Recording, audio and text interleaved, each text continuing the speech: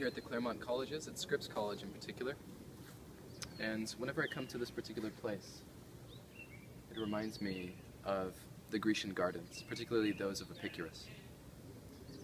These birds of paradise are reminiscent of some of the fauna that we might see throughout time in different locales. However, I like to think that the garden, getting outside, even if it's just for a little while, is one of the most conducive and expansive places that we can investigate our philosophy of the universe.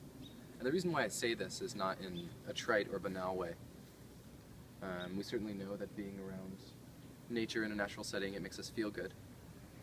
However, what I mean is that I think by literally looking at these birds of paradise, or just like the trees that are strewn around this campus, interwoven perhaps with architecture, I think by looking at the environment around us and taking it in its beauty and its natural form, I think by appreciating and attuning ourselves to the natural beauty that exists around us, we are capable of piercing through the fabric of reality in order to unearth what lies beneath this. What do I mean by this? It sounds like a lofty thing. What I mean is that the ancient Greek philosophers had no technology.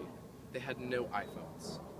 They had nothing that we take for granted today. No Wikipedia, no means of looking up information at their fingertips.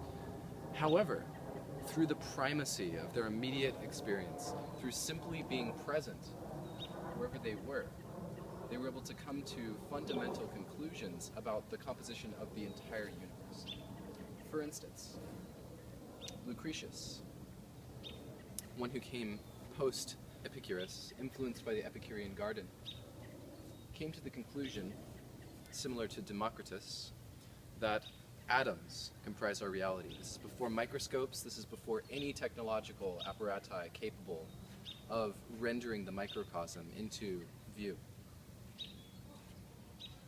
It wasn't until Thales in Hellenistic Greece told the natives of Miletus that the pinpricks of angelic light in the sky that they worshipped as angels were giant balls of fire in the sky. It wasn't until his pupil, Anaximenes, and Anaximander,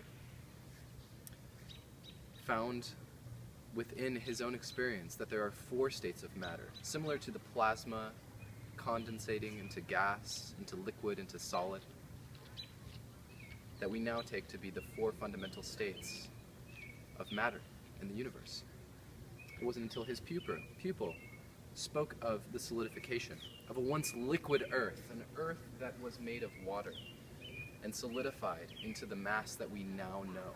It wasn't until these Greeks came to these conclusions that humanity had become privy to knowledge that now is only known within Western science based on our technological apparatus. Yet, by simply being present, whether it was in the Epicurean garden, whether it was strolling through wide and vast regions of the topography that characterized the Grecian and then subsequently Roman expansion, that these philosophers were able to pierce through the fabric of reality with an immediate experience and to conclude, without needing anything else, the fundamental truths of the universe. So,